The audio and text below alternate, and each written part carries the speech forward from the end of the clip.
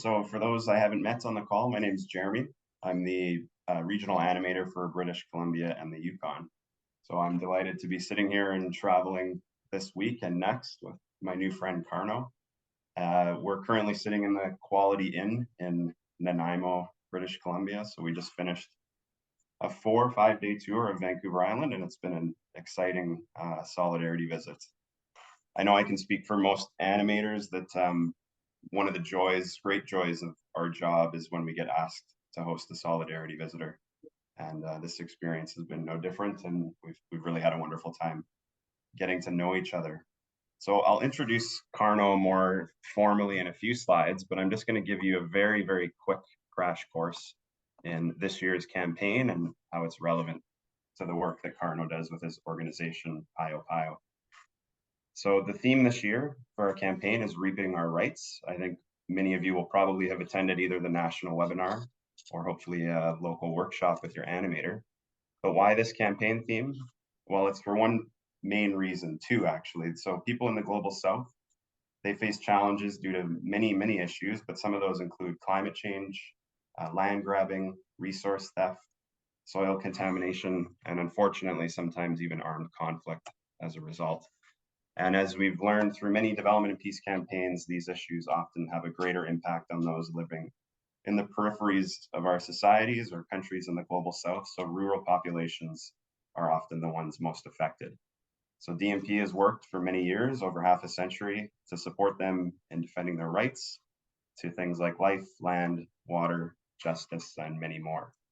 So as with most of our campaigns, we've picked three relevant partners that focus on some of these issues relating to this theme of reaping our rights. And there's three of them in this year's materials you can find more information about. There's one in Bolivia called Fundación Nuna, another in Nigeria called the Health of Mother Earth Foundation, or HOMEF. And the partner you're going to learn a lot more about today from Indonesia is PAYOPAYO. And they're each working within their community to address certain issues. In the case of the first two, you won't hear about today, issues like oil extraction and climate change and agriculture. So if you didn't have a chance, we actually had a wonderful webinar just a couple weeks ago to launch the campaign. And that webinar was recorded and is available on YouTube. So if you wanted to learn a little bit more directly from the two partners who aren't with us today, that's a great resource for you. So you can check that out on Development of Peace's YouTube page.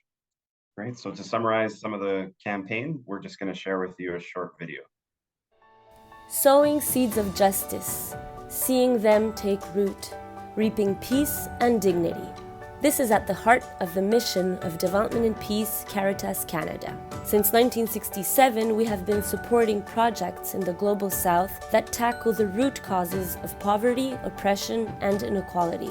We work with local partners who are trusted by the communities they serve to help them take charge of their own development. In solidarity with the most vulnerable populations, we work to enable them to reap their human, social, economic, ecological, and political rights. Our transformative work is possible thanks to the generosity and support of our members and the Canadian people who stand by us. Together, let's create hope and work toward reaping our rights.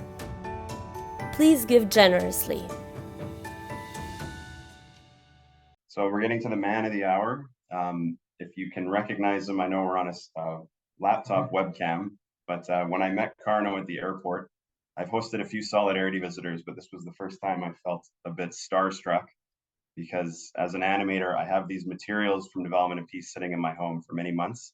And if you recognize him there, Karno's actually on the front cover of our materials this year. So I almost wanted an autograph when I saw him for the first time. And I'll let him explain a little bit more who the young girl is on the materials as well when he gets a little further into his presentation. But as I mentioned briefly earlier, I've had the wonderful experience of getting to know Karno this past week, and he's a very gracious, funny, kind man, and as you'll see, an impressively hardworking person. He's only 43 years old, so a young man, and he's already the executive director, has been for some time, of PAYOPAYO.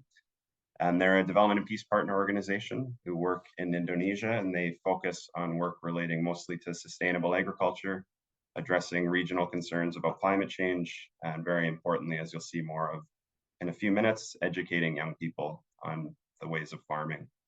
He has a bachelor's degree in English. He's also got a master's degree in management and rural development.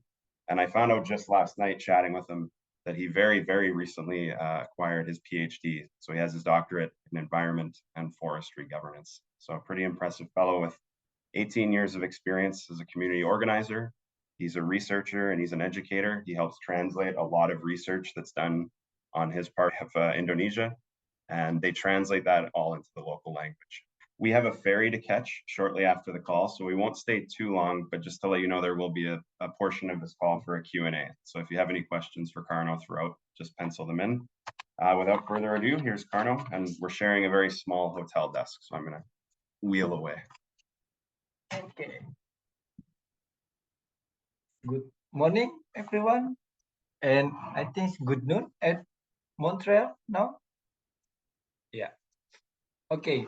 Basically, I will just telling you the story what we have done in back home in Indonesia in support of the development and peace Caritas Canada. Yeah. I think maybe everybody already knows where is Indonesia is, and yeah, here is Indonesia. So the islands countries, we have 14 islands, but basically we have like only 5 big islands: Sumatra, Borneo, Java, Sulawesi, and Papua. This is the Indonesia. I think Indonesia is a same length with the Canada. From Sumatra to Papua is like 5,000 kilometers or something, and I think from British Columbia to Newfoundland also something like that. Here, where I'm from and where we are working on in Sulawesi, and yeah, and in South Sulawesi. Later on, we will see many things on. So, payo-payo means scarecrow. Yeah. We mean to be a friend of farmers. So we name our organization PAYOPAYO. So it's been to be a friend of farmer. So we have like an umbrella organization in Indonesia. We call it Indonesian Society for Social Transformation. And we also have in South Sulawesi our another umbrella organization. We call it Ininawa Community. Ininawa mean good deed. Yeah, Ininawa in local language mean good deed, and payo-payo is also in local language. It means scarecrow. So we have been known development and peace like almost more than 10 years. Actually, we have been in touch with development and peace since 2012, but we only have an unofficial collaboration on 2015. So it's basically almost 10 years, 9 years now. And yeah, if you look at the picture, maybe you have been seen the poster of maybe last campaign is also our friend in Indonesia, also our work. We move to what is and what we have done or what we are doing in back home in Indonesia or in Sulawesi.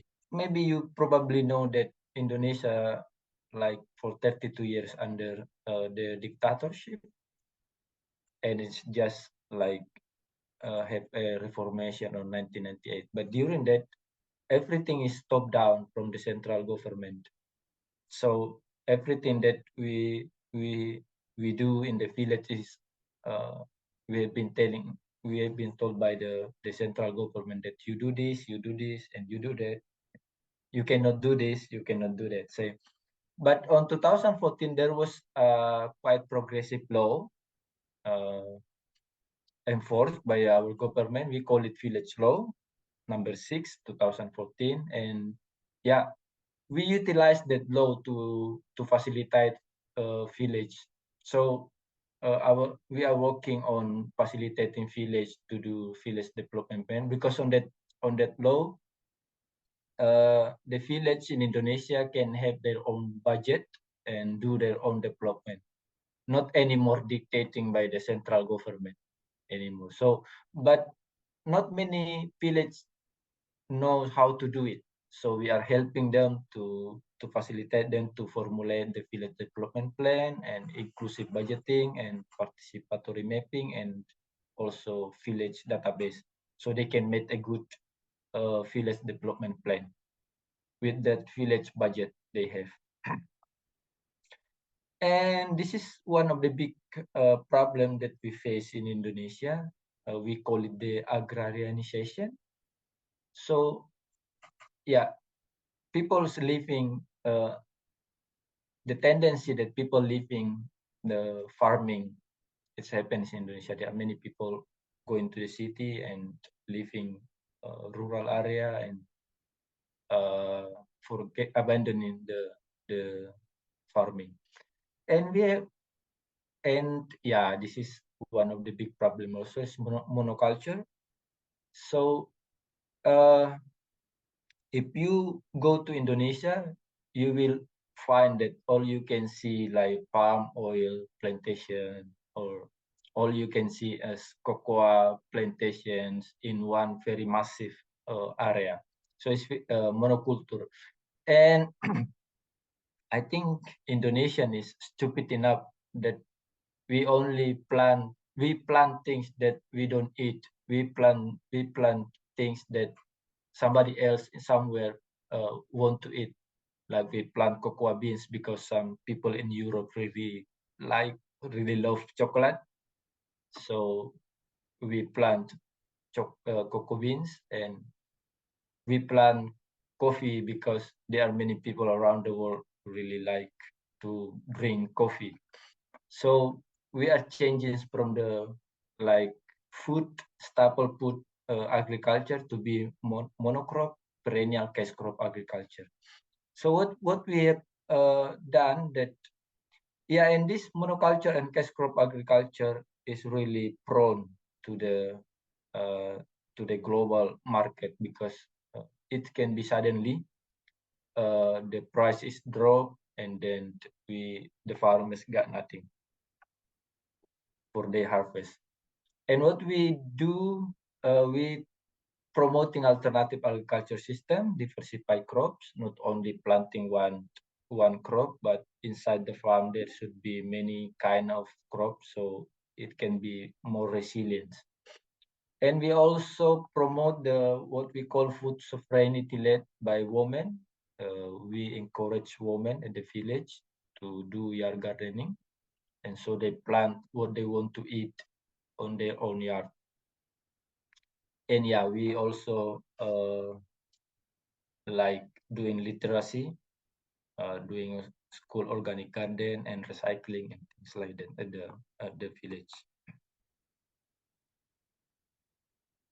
Oh yeah, we also like having problem with our soils in Indonesia is really dependent now with the chemical fertilizer, and also the seed, the hybrid seed, because yeah, we have been pushed to do it since like 3 decades ago, and now our soil is really dependent on our soil, and our agriculture practice is really dependent on the chemical things. So what we are doing is we are promoting sustainable agriculture, like organic things, or making our own fertilizer, or uh, making our own seedling and things like that. Oh yeah, and this is once also the big problem. You know, in Indonesia we have only two seasons, like dry season and uh, rain season.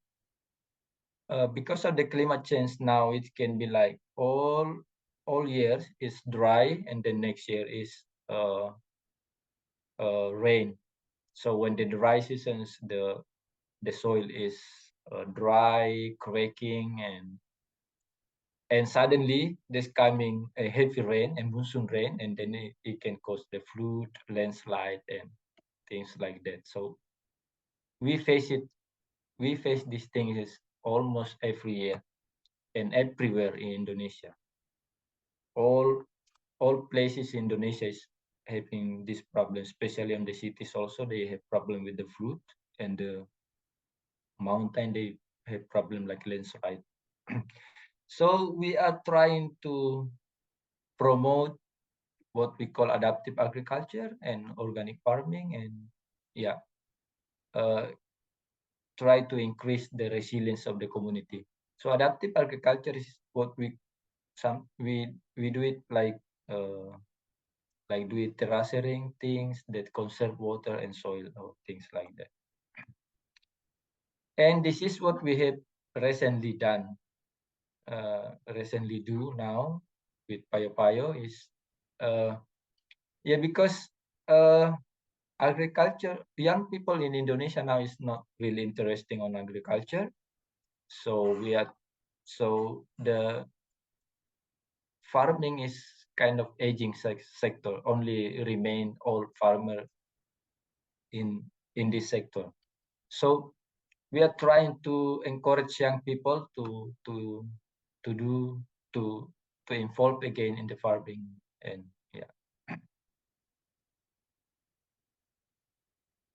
yeah. So how we do it? We do what we call like community organizing. So we are going to the village, working with the old farmers or villagers, get them to get organized so they can sit together and discussing together the problem and finding the solution together and with us. And this is what the development and peace had been supporting us. So we have like 4 months training for young people, women and men. We brought them to the villages and let them learn how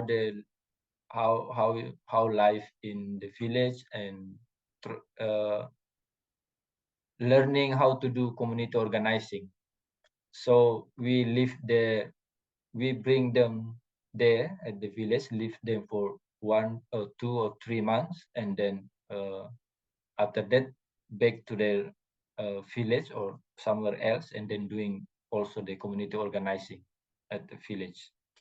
And we also do you will see later on the video, what we call youth farming field school.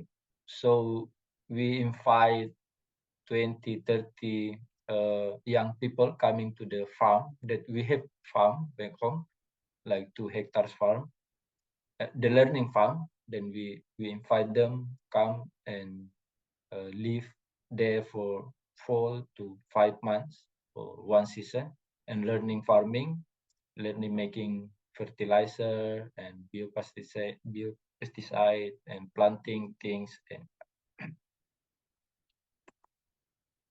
I think this is the video.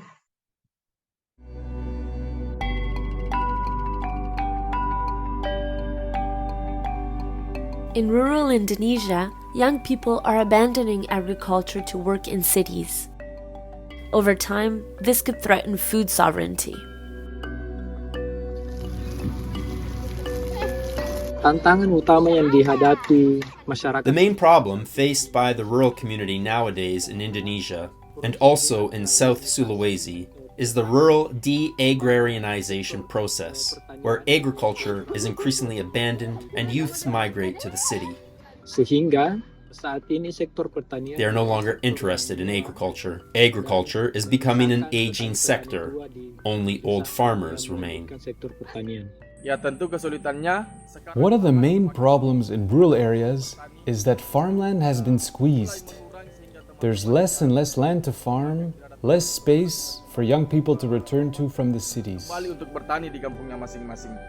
PAYOPAYO, a Development and Peace Caritas Canada partner, helps village communities work together to find solutions to the challenges they face while mobilizing rural youth.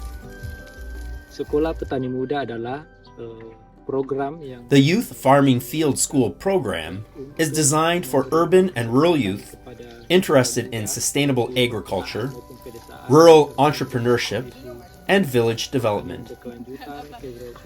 Here, young people from several villages learn these disciplines over a planting-harvesting cycle of 4 to 5 months. This is a very good initiative to restore the appeal of farming. It will attract young people back home to their villages. Alasan saya mengikuti sekolah petani. As a young woman from a farming family, I joined PAYOPAYO's Youth Farming Field School, even though people in my village think it means I don't want to progress and develop. Their perspective is that farming has no future. My parents, too, would rather send me to a school that would prepare me for an office job. But here, I can truly learn farming.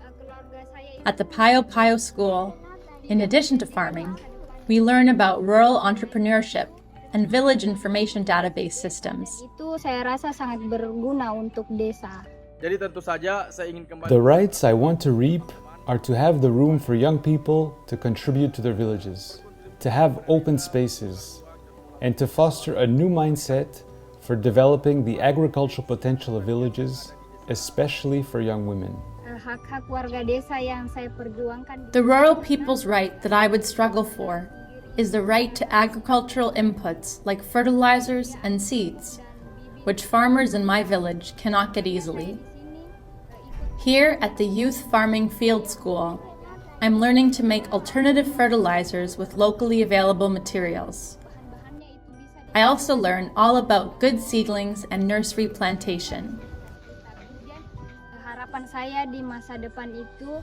My hope for the future is that people in my village know that agriculture ought to be sustainable, and not just an old people's job, but an occupation for youth and women too. I hope more and more young people go back to their villages to do farming. It's as simple as that. Development and Peace bagi kami dan bagi For us, Development and Peace Caritas Canada is a friend. Ours is not like the relationship between donor and grantee, but like that between friends, where one friend wants to do something and the other offers supports to achieve the goal. Together, let's create hope and work toward reaping our rights. Please give generously.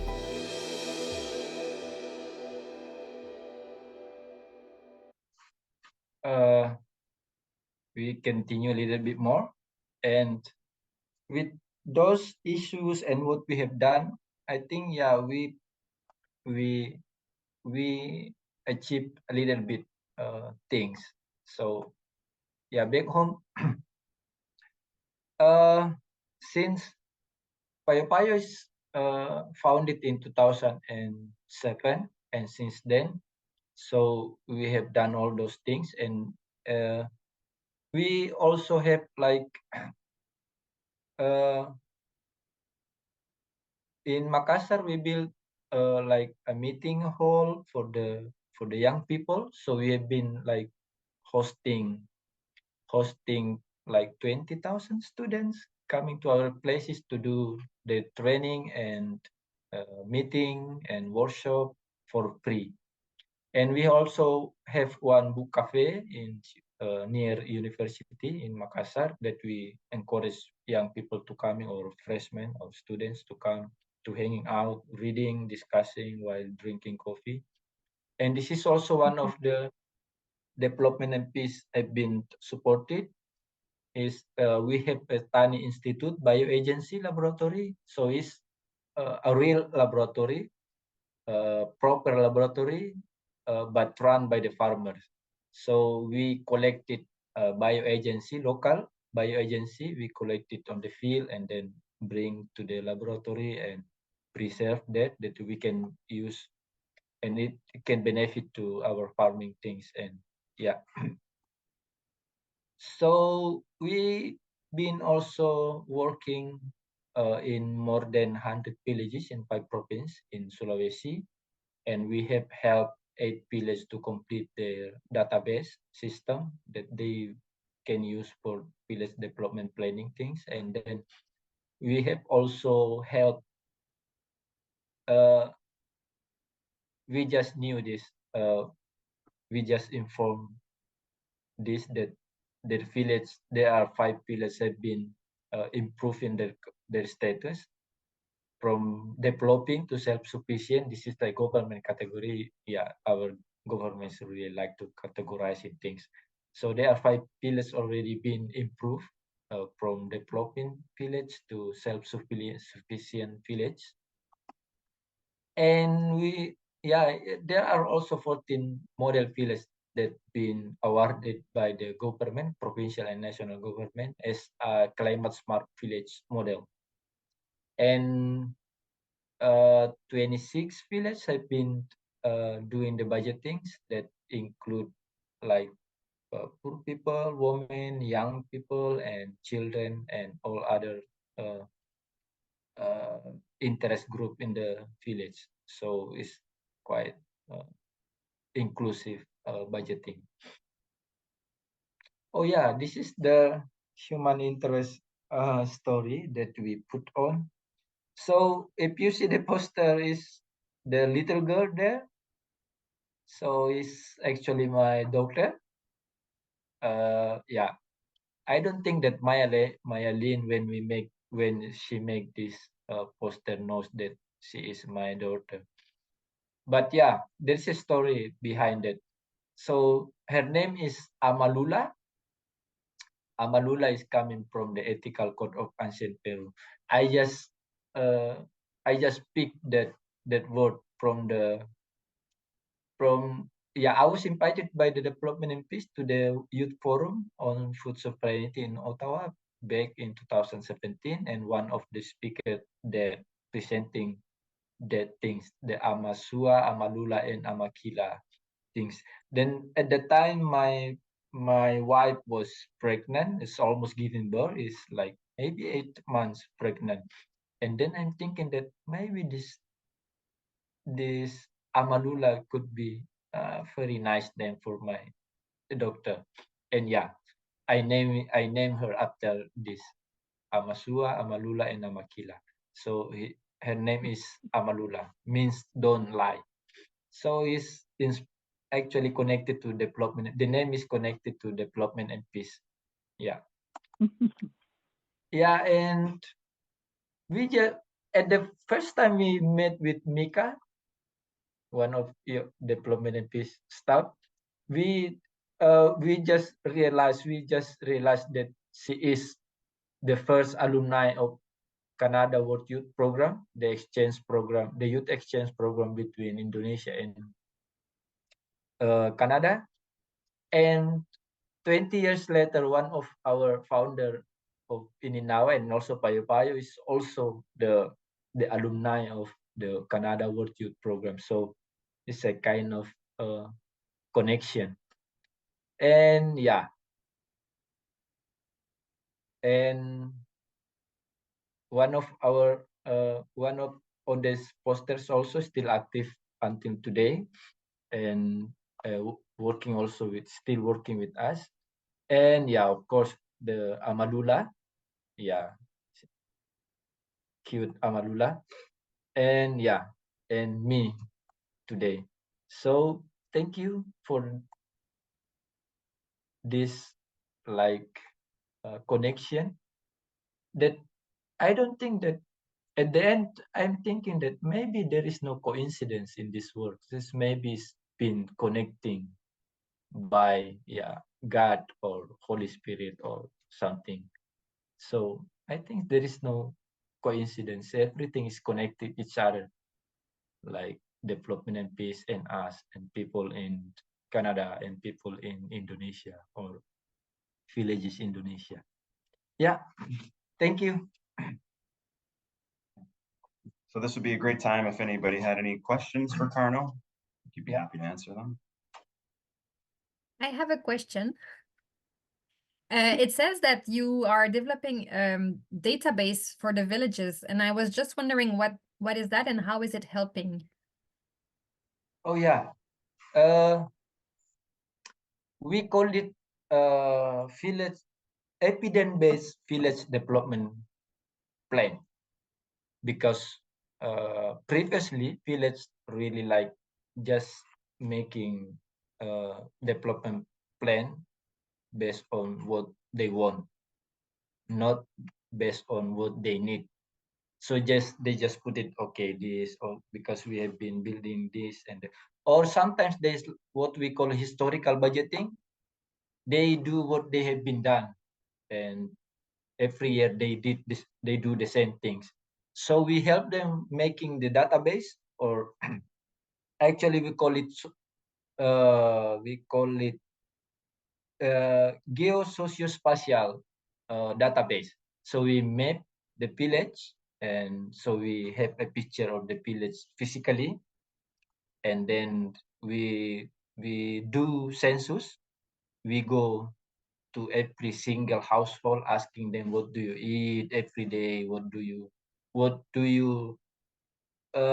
your health problem every day, and what is your how many kids you have in school, and things like that. Even for the how the type of your blood, or A, or things like that. So based on that, we facilitate village to do the planning, and it's really useful. For example, once in one of our village, once the healthcare in the municipality or the city, they just send medicine. Any medicine available in the city, they send to the village, but they don't really need.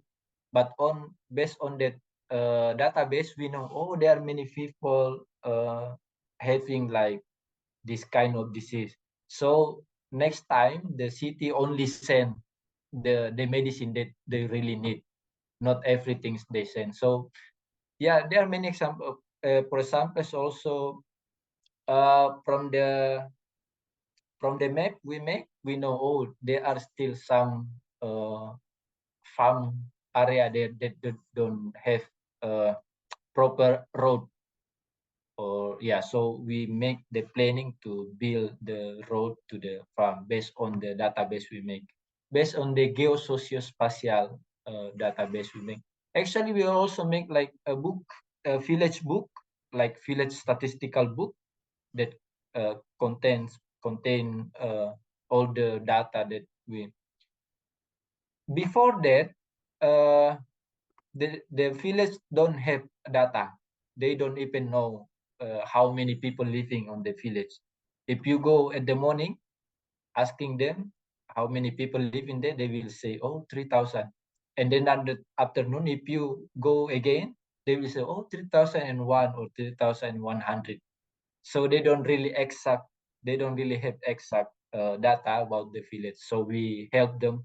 Oh yeah, it's also the development and peace support program. So we have like, I think with the development and peace, we have 3 villages have been done, the village database, and it's really, really helpful. And with that also database, those 6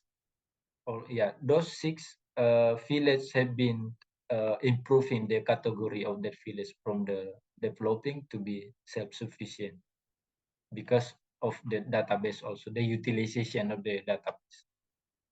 And it is like there are 3 things on the database. So we have map using the quantum GIS program, and then we have a village book that printed statistical village data book, and then we have like Microsoft Access based, so we can click and then the pictures coming, the data is going out, and then we see the data of the village. Yeah. Thank you. I know you have a ferry to catch, so I see 3 raised hands. So maybe we can take the questions, and then That's three might be good. We've got a pretty tight window for a yeah, you have to so leave. Go to the office in Montreal. Someone's got a question. Okay. Yes, thank you for the presentation. That was very nice. I was wondering, at one point you mentioned the fact that women were leading the food sovereignty kind of initiatives. And then later on, you talked about villages being self-sufficient.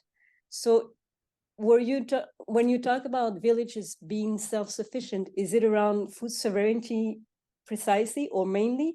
And then my next question is, are the women the one who are leading this self-sufficiency in terms of food sovereignty in the villages?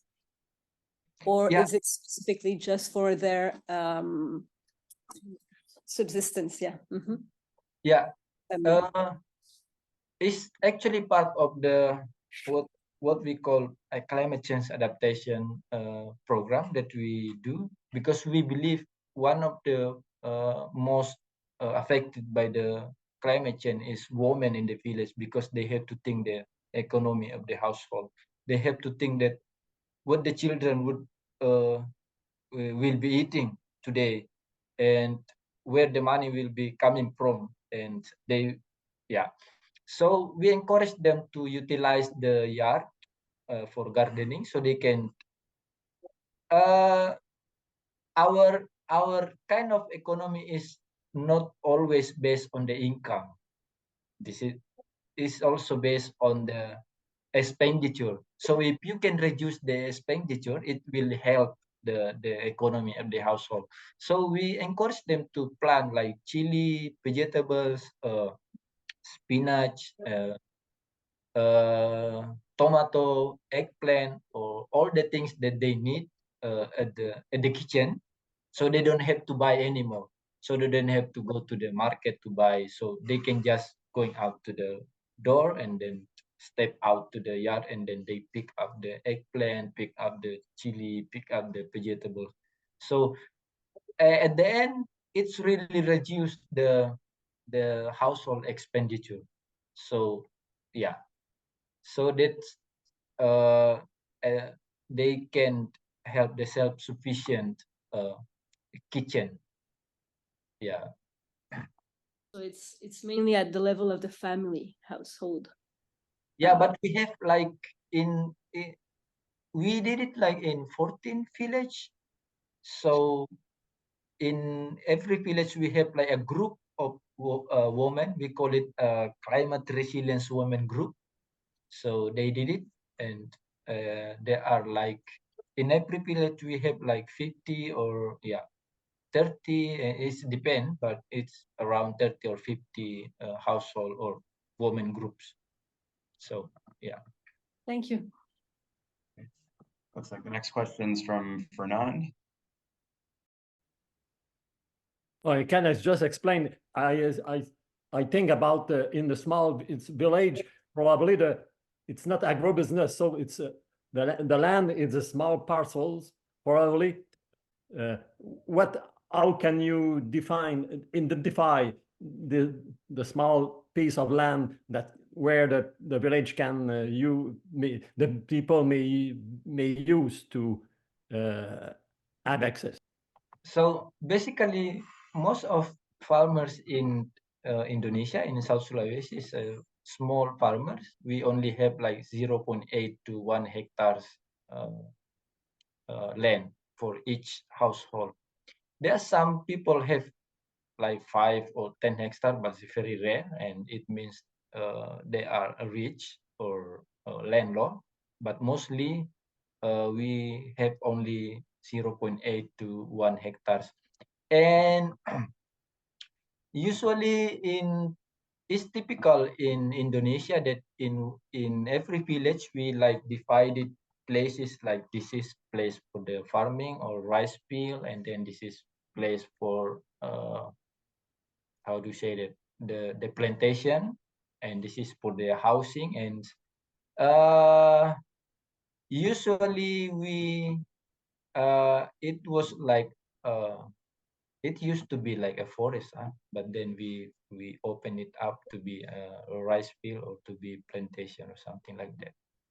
But typically we only have like typically we are small farmers mostly. Great. And we got a question from Muriel. I would like to know how the partnership with Development and Peace came about. How did it start? Did they apply for a grant to start a project? How does Development and Peace support this partnership year after year?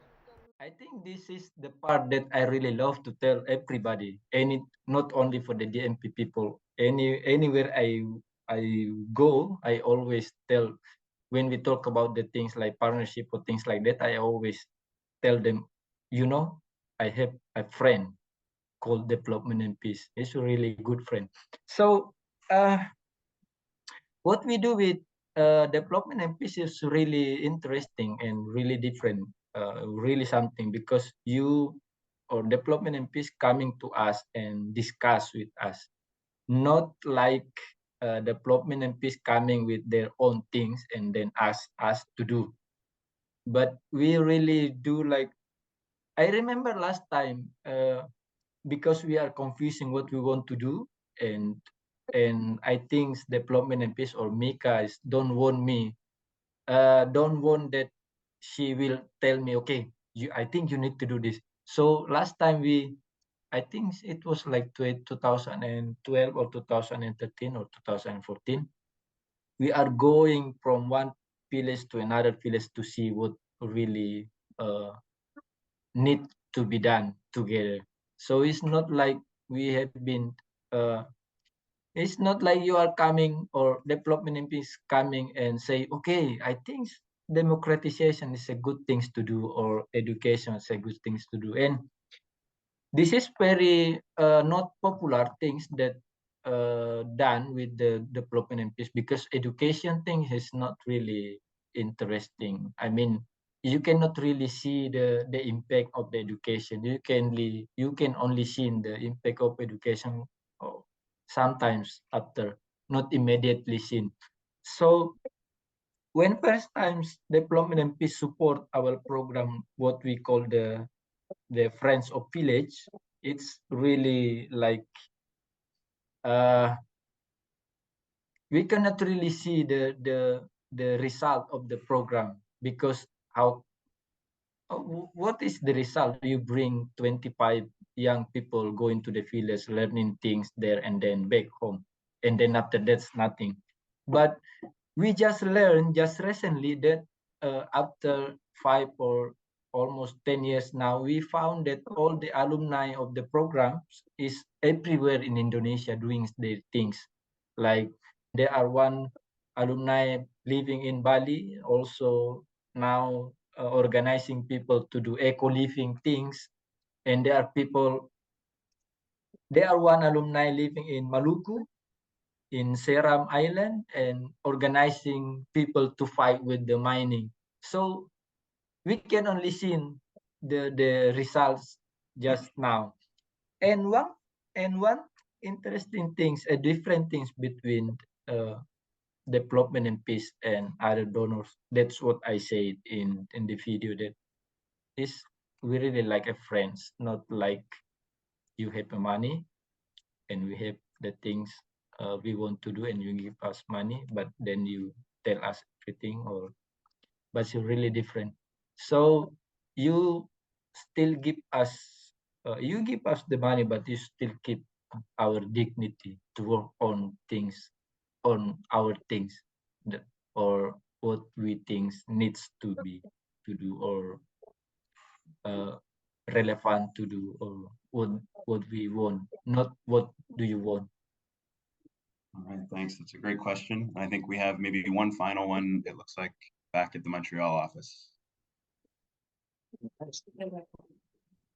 Can you hear me? Hi. Karno, selamat datang. Yeah. No, I just wanted to add that, in fact, the Canadian government has been working on the island of Sulawesi for many, many years. And most of the Canadian NGO working in Indonesia, we were not working in Sulawesi. And when we were trying to speak with the Canadian government, they always say, well, we're in Sulawesi. So we wanted to work in Sulawesi. And one of the staff, Marie-Sophie, knew, because PAYOPAYO was tiny in those days. So she knew them because she went to work as a volunteer with Alternative So when she was here, she told me, Jess was in the Philippines, but anyhow, she told me about this group, this small group, youth group. And it did sound to me like Canada, where, youth that are sent to the village. It sort of reminded me of Peace Corps or youth or something like that. And so when I went to visit, I mean, it was Karno in those days, it didn't have children, he was younger. And I thought, what do they want to do? I thought, can I believe this guy, because he goes, he's an urban guy, going because it started at university. So it's a group of students who were interested in the environment, who decided to do this field where, they would go and live in the village. And when I would ask, who are those students? Are they studying agriculture? Are they, oh no, they're studying philosophy, they're studying, literature, because they said the one in agriculture, actually they go and work for a big corporation. But anyhow, so when I spoke with Karno, it was hard to believe, what do they want to do? And he took me to the villages, and I was the most impressed because I could see how well known he was. We got there, he was like a star. All villagers, oh, Karno. He knew everything about the field. Oh, this rice field is this and this. So I could really see they were, my God, really connected to the villages. And an incredible Tombobulu, huh? That was Tombobulu. Most beautiful village that I've seen, who receive awards because because of their environment, so then I could see, oh, they're really well connected. But actually, so it's, as Karno said at the beginning, there's so many small connections with development and peace. But I would say Marie-Sophie, the one who she worked with us, was she an animator, Marie-Sophie? She's really the one who told us about PAYOPAYO. She gave us the contact, and we had the incentive of working in Sulawesi because of Canadian government. But I would have never, and I told this to Karno recently, for me, they're like a rocket. I mean, they started with these 3 villages. Look at them today. They got land to do a learning farm. This was donated. I use the word donated by somebody with like a rich family in Indonesia. And they can use the land for 25 years. And the only obligation is that it has to be used for the mission of PAYOPAYO. So I'm very proud. If you look at all the impacts, the result, I never thought it would, actually it's in a short period of time what you have accomplished. So thanks. Okay, so I think for sake of time, we'll probably wrap things up there. I think on behalf of everybody on the call and at DMP, we just want to thank Karno. He had quite a lengthy trip getting here, and he's hit the ground running. He's had a lot of really wonderful presentations at universities and parishes. And we've even been able to see some farming projects here on Vancouver Island. So we want to thank him. I think the solidarity visits we do at Development and Peace are one of the greatest expressions of our work that we do. And it's been an honor to spend this time with him and to hear him every day speak about what he just said when he answered Muriel. To confirm for us as staff, I think is very rewarding and inspiring to hear that what Development and Peace does is different, that we really listen, that we really take that word partnership seriously. And it's really been an honor spending time with him. So thanks everybody for taking the time to join us today. It's nice to get the word out outside of British Columbia, but we ask for your prayers and your good energy for the second leg of our trip. So thanks very much, everyone, and have a wonderful Share Lent season.